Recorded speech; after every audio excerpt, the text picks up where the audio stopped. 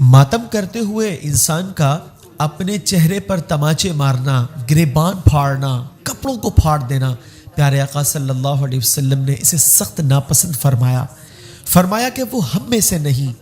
یعنی جو ہماری سنت پر عمل کرنے والا نہیں وہ ہماری سیرت پر عمل کرنے والا نہیں، اور آپ صلی اللہ علیہ وسلم نے اسے زمانہ جاہلیت کا طریقہ کار قرار دیا۔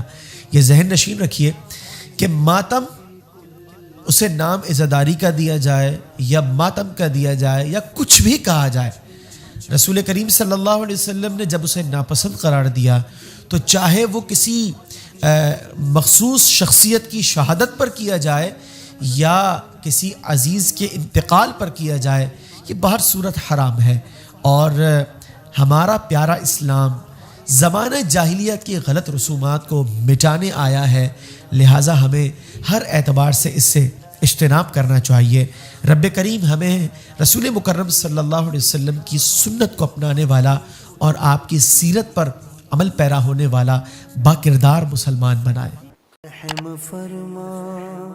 میرے مولا۔